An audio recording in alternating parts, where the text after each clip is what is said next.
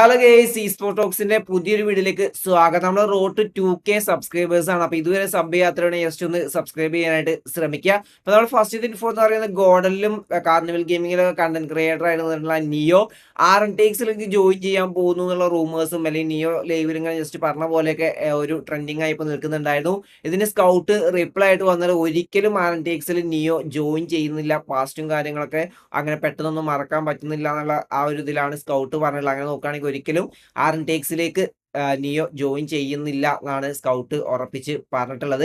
അടുത്തൊരു ഇൻഫോ എന്ന് പറയുന്നത് നമ്മളെ ബ്ലൈൻഡിൽ ഉണ്ടായിരുന്ന ഈവിൾ ഇതാ പുതിയൊരു T1 ഓർഗിലേക്ക് ജോയിൻ ചെയ്തിരിക്കുകയാണ്. GenXFMലേക്കാണ് നമ്മളെ ഈവിള് ജോയിൻ ചെയ്തിട്ടുള്ള PSLന്റെ ആ ഒരു മാച്ചുകളും കാര്യങ്ങളൊക്കെ നമ്മളെ ഈവിള് GenXFMന്റെ കൂടെയാണ് കളിക്കുന്നത്. നമ്മളെ ബ്ലൈൻഡിൽ ഏതായാലും മൊത്തം ലൈനപ്പും സ്പ്ലിറ്റ് ആയിട്ടുണ്ട്. ഇനി ബ്ലൈൻഡ് പുതിയ ലൈനപ്പോട് കൂടിയിട്ട് വരുമോ ഇല്ലയോ എന്നൊക്കെ നമുക്ക് കണ്ടു തന്നെ അറിയാം. എന്തായാലും ESLന്റെ ക്വാളിഫയേഴ്സിലൊന്നും ടീമിനെ കാണാനായിട്ട് സാധിക്കുന്നില്ല.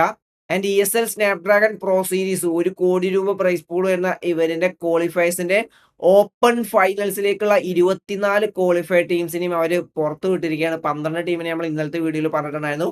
ബാക്കി 12 ടീമിനെ ഇന്നലെ അവർ ഒഫീഷ്യലി അനൗൺസ് ചെയ്തിരിക്കുകയാണ്. അവിടെ നമ്മളെ മല്ലു ഓർഗയുള്ള മിത്ത് ഒഫീഷ്യൽസും ക്വാളിഫൈ ആയിട്ടുണ്ട്. ടീം പ്ലേയേഴ്സ് മലയാളീസ് അല്ല, പക്ഷെ മല്ലു ഓർഗാണ് മിത്ത് ഒഫീഷ്യൽസ്. അതിൻ്റെ ഒപ്പം GenXFM ക്വാളിഫൈ ആയിട്ട് നമ്മളെ ഈവിള് മലയാളി പ്ലെയർ ആയുള്ള ഈവിള് കളിക്കുന്ന GenXFM ക്വാളിഫൈ ആയിട്ടുണ്ട്. ഇനി ഒരു ടീമുകൾ അടിപൊളി പെർഫോമൻസ് കാഴ്ചവെച്ചുകൊണ്ട് മെയിൻ ഇവന്റിലേക്ക് ക്വാളിഫൈ ആവുമെന്ന് നമുക്ക് പ്രതീക്ഷിക്കാം. ഇതിന്റെ ഈ ഒരു ഫൈനൽസ് ഓപ്പൺ ഫൈനൽസ് 20 മുതൽ 22 ദിവസങ്ങളാണ് നടക്കാനിരിക്കുന്നത്.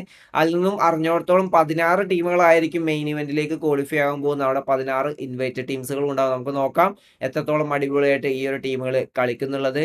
അതിന്റെ അടുത്തൊരു ഇൻഫോ എന്ന് പറയുന്നത് കേരള കമ്മ്യൂണിറ്റി കപ്പ് 2024 30,000 രൂപ പ്രൈസ് പൂൾ വരുന്നതിന്റെ സെമി ഫൈനൽസ് ഇന്നലെ അവസാനിച്ചിരിക്കുകയാണ്. ഗ്രൂപ്പ് 2യുടെ മത്സരങ്ങളായിരുന്നു ഉണ്ടായിരുന്നത്. നമ്മുടെ സായിപ്പിന്റെ ടീമിന്റെ മത്സരങ്ങൾ ഉണ്ടായിരുന്നു. പിന്നെ നമ്മുടെ ജൂനിയർ ഗെയിമിങ്ങിന്റെ മാച്ചുകൾ ഉണ്ടായിരുന്നു. കഴിഞ്ഞ ക്വാർട്ടർ ഫൈനൽ ലെജൻഡ് ഫേസിൽ നമുക്ക് സൈക്കോ ടുബോർഗൊക്കെ ആയിരുന്നു കളിച്ചിട്ടുണ്ടായിരുന്നത്. പക്ഷെ ഇത്തവണ നമുക്ക് പുതിയൊരു പ്ലേയേഴ്സുകളായിരുന്നു കളിച്ചിട്ടുണ്ടായിരുന്നത്. ഫ്ലാഷ്, വൊമെക്സിലെ ചിമ്പ്, ടൈക്കോലെ ബീസ്റ്റ്, അതേപോലെ തന്നെ ഫൈസി തുടങ്ങിയിട്ടുള്ളവരാണ് നമ്മുടെ ജൂനിയർ ഗെയിമിങ്ങിന് വേണ്ടിയിട്ട് കളിച്ചിട്ടുണ്ടായിരുന്നത്. പിള്ളേർ വേറെ ലെവൽ ഡോമിനേഷനാണ് കാഴ്ചവെച്ചിട്ടുണ്ടായിരുന്നത്. നമുക്ക് മാച്ച് ഡീറ്റെയിൽസിലേക്ക് നോക്കുകയാണെങ്കിൽ മാച്ച് 1 തന്നെ ടീം അബി 28 ഫിനിഷസോട് കൂടിയുള്ള ഡോമിനേറ്റിംഗ് പെർഫോമൻസ്. ഈ ഒരു ഇവന്റിലെ ഒരു ഡോമിനേഷൻ, ഈ ഒരു ഇവന്റിലെ റെക്കോർഡ് തന്നെ ആയിരിക്കും. 28 ഫിനിഷസോട് കൂടിയുള്ള ചിക്കൻ ഡിന്നർ എന്ന് പറയുന്ന വേറെ ലെവൽ പെർഫോമൻസ് ആണ് അവർ കാഴ്ചവെച്ചത്.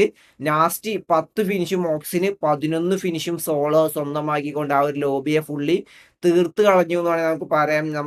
നമ്മളെ ജൂനിയർ ഗെയിമിംഗ് എന്ന് പറഞ്ഞാൽ നമ്മളെ ടീമിന് 12ാം സ്ഥാനത്താണ് ഫിനിഷ് ചെയ്ത്. ഒരു പോയിന്റ് പോലും അല്ലെങ്കിൽ ഒരു ഫിനിഷ് പോലും ടീമിന് സ്വന്തമാക്കാനായിട്ട് സാധിച്ചില്ല. സായിപ്പിന്റെ ടീമും കളിച്ചിട്ടുണ്ടായിരുന്നു. പക്ഷെ സായിപ്പ് മാത്രമായിരുന്നു കയറിയിട്ടുണ്ടായിരുന്ന, ടീംമേറ്റ്സിന് കയറാനായിട്ട് സാധിച്ചില്ല. സായിപ്പ് ഒറ്റയ്ക്ക് 13ാം സ്ഥാനത്തേക്ക് എത്തി. ഒരു ഫിനിഷ് പോലും സ്വന്തമാക്കാനായിട്ട് സാധിച്ചില്ല.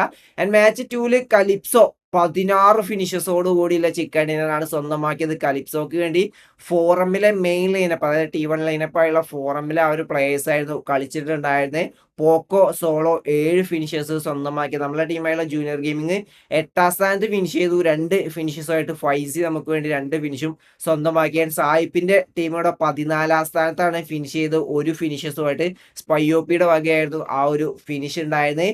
ആൻഡ് മാച്ച് 3യിൽ നമ്മളെ ജൂനിയർ ഗെയിമിങ്ങിൽ നമ്മളെ ആ ഒരു ടീമിന്റെ വേറെ ലെവൽ കംബാക്ക് പെർഫോമൻസ് ആണ് നമുക്ക് ആ ഒരു സാൻ ഹോക്കിൽ കാണാനായിട്ട് സാധിച്ചത്. ലാസ്റ്റ് ടീം സായിപ്പിന്റെ ടീമിനെയും തീർത്തുകൊണ്ട് 16 ഫിനിഷസോട് കൂടിയുള്ള ചിക്കൻ ഡിന്നറാണ് ജൂനിയർ ഗെയിമിങ് സ്വന്തമാക്കിയുള്ള. വൊമെക്സ് ചിമ്പ് 6ഉം, ടൈക്കോ ബീസ്റ്റ് 5ഉം, ഫൈസി 4 ഫിനിഷും നമുക്ക് വേണ്ടി സ്വന്തമാക്കി. വേറെ ലെവൽ ഡോമിനേഷൻ അവർ കാഴ്ചവെച്ചു.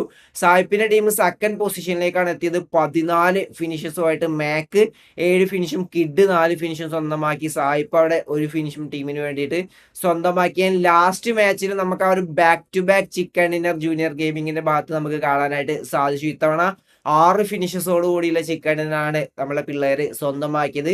ഫൈസിയും ബീസ്റ്റും ചിമ്പും 2 ഫിനിഷസുകൾ വീതം സ്വന്തമാക്കിയാൻ സായിപ്പിന്റെ ടീമിന് ലാസ്റ്റ് മാച്ചിന് ഇമ്പോർട്ടന്റ് ആയിരുന്നു. അവിടെ ടീമിന് 17ാം സ്ഥാനത്താണ് ഫിനിഷ് ചെയ്ത്. 5 ഫിനിഷസുമായിട്ട്. സ്പൈയോപ്പി അവിടെ 4ഉം, സായിപ്പ് 1 ഫിനിഷും സ്വന്തമാക്കിയിട്ടുണ്ടായിരുന്നു.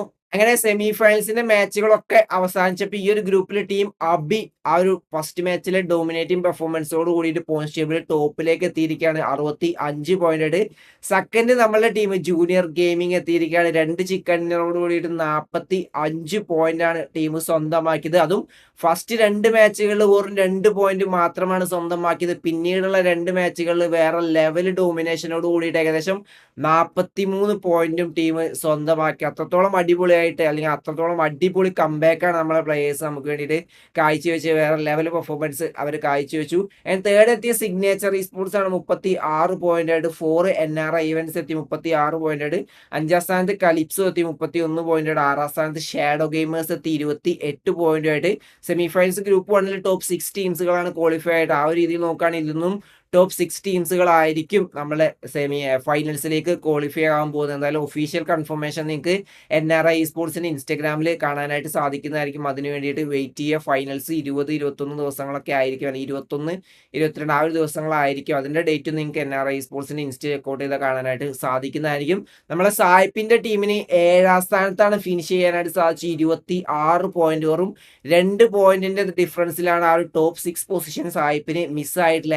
ഫസ്റ്റ് മാച്ചിൽ സായിപ്പ് മാത്രമേ കളിച്ചിട്ടുള്ളൂ. അവിടെ ടീംമേറ്റ്സ് ഉണ്ടായിരുന്നെങ്കിൽ മേ ബി ആ ഒരു പോയിന്റ്സ് അവർക്ക് ടാക്കിൾ ചെയ്യാനായിട്ട് സാധിച്ചേനെ. ലാസ്റ്റ് 2 മാച്ചിൽ സായിപ്പിന് വേണ്ടിയിട്ട് ഫുള്ളി ഒരു കോമ്പറ്റേറ്റീവ് ലൈനപ്പ് തന്നെയായിരുന്നു കളിച്ചിട്ടുണ്ടായിരുന്നത്. നമ്മളെ സ്പൈ, കിഡ്, മാക്ക് തുടങ്ങിയുള്ള പ്ലേയേഴ്സ് ആയിരുന്നു കളിച്ചിട്ടുണ്ടായിരുന്നു. അത്യാവശ്യം പോയിന്റ്സ് സ്വന്തമാക്കി. പക്ഷെ സ്റ്റിൽ ടീമിന് ആ ഒരു ടോപ്പ് 6ലേക്ക് എത്താനായിട്ട് സാധിച്ചില്ല. ടീം പുറത്തായി എന്നാണ് തോന്നുന്നത്. എന്തായാലും ആ ഒരു ഒഫീഷ്യൽ കൺഫർമേഷന് വേണ്ടിയിട്ട് എന്തായാലും നിങ്ങൾ NRIയുടെ ഇൻസ്റ്റ ചെക്കൗട്ട് ചെയ്യാനായിട്ട് ശ്രമിക്കുക. ഇനി ഇതിന്റെ ഗ്രാൻഡ് ഫൈനൽസ് ആണുള്ളത്. അത് വേറെ ലെവൽ കോമ്പറ്റീഷൻ തന്നെ ആയിരിക്കും. നമുക്ക് നോക്കാം ആദ്യത്തെ കേരള കമ്മ്യൂണിറ്റി കപ്പിന്റെ ചാമ്പ്യന്മാർ ഏത് ടീം ആവും എന്നുള്ളത്. എന്റെ അടുത്തൊരു ഇൻഫോ എന്ന് പറഞ്ഞാൽ നമ്മളെ കാർണിവൽ ഗെയിമിംഗ് ഫുള്ളി ആയിട്ട് ഓപ്പറേഷൻ ഷട്ട് ഡൗൺ ചെയ്ത് ഇന്ത്യയിൽ നിന്നും ഒഴിവായിട്ടുണ്ടായിരുന്നു. പക്ഷെ ഇപ്പൊ കാർണിവൽ ഗെയിമിങ്ങിന് ഇതൊരു സ്കാം അലേർട്ട് നമുക്കിപ്പോൾ കാണാനായിട്ട് സാധിക്കുന്നുണ്ട്. കാർണിവൽ ഗെയിമിങ്ങിൽ വർക്ക് ചെയ്ത എംപ്ലോയീസ് ഒരു ഇൻസ്റ്റാഗ്രാം സ്റ്റോറി ഇട്ടിട്ടുണ്ടായിരുന്നു. അതിൽ പറയുന്നത് 3 മാസമായിട്ട് അല്ലെങ്കിൽ 3 മാസത്തെ സാലറി ഇതുവരെ പ്ലേയേഴ്സിന് കിട്ടിയിട്ടില്ല എന്നുള്ള രീതിയിലാണ്. കാർണിവൽ ഗെയിമിംഗ് ഷട്ട് ഡൗൺ ചെയ്ത് പോയിട്ടുണ്ട്. പക്ഷേ ആ ഒരു സമയത്ത് ആ ഒരു വർക്കേഴ്സ് വർക്ക് എടുത്തതിന്റെ പേയ്മെന്റും കാര്യങ്ങളൊക്കെ ഇതുവരെ കാർണിവൽ ഗെയിമിങ്ങിന്റെ ഭാഗത്തുനിന്നും അല്ലെങ്കിൽ ആ ഒരു ഓർഗനൈസേഷന്റെ ഭാഗത്തുനിന്നും മാനേജ്മെന്റിന്റെ ഭാഗത്തുനിന്നും ഈ ഒരു വർക്കേഴ്സിന് കിട്ടിയിട്ടില്ല എന്നുള്ള രീതിയിൽ വർക്കേഴ്സ് സ്റ്റോറി ഇട്ടിട്ടുണ്ടായിരുന്നു. നമുക്ക് നോക്കാം ടോപ്പ് ഓർഗാണ്, പക്ഷെ അവർ ഇതുവരെ ആ ഒരു എംപ്ലോയീസിന് സാലറി കൊടുത്തിട്ടില്ല. പ്ലേയേഴ്സിന് കൊടുത്തിട്ടുണ്ടാവുമായിരിക്കും, അതുകൊണ്ടായിരിക്കും പ്ലേയേഴ്സ് എക്സ്പോസ് ചെയ്യാത്തത്. പക്ഷേ ഈ ഒരു 3 മാസത്തെ സാലറി അവർക്ക് പെൻഡിങ് ആണ്. എന്തായാലും ഇപ്പോൾ കമ്മ്യൂണിറ്റിയിൽ price pool issue, salary issue എന്നൊക്കെ പറഞ്ഞാൽ വൻ രീതിയിലുള്ള പ്രശ്നങ്ങളാണ് നടന്നുകൊണ്ടിരിക്കുന്നത്. എന്താവുമെന്ന് നമുക്ക് കണ്ടു തന്നെ അറിയാം. അപ്പോൾ ഇന്നത്തെ വീഡിയോ എത്രയുള്ളൂ. വീഡിയോ ഇഷ്ടപ്പെട്ട ലൈക്ക് അടിക്കുക, നിങ്ങൾ ഇപ്പോൾ കമന്റ് രേഖപ്പെടുത്തുക. അടുത്ത വീഡിയോ നേരെ ബൈ ഗൈസ്.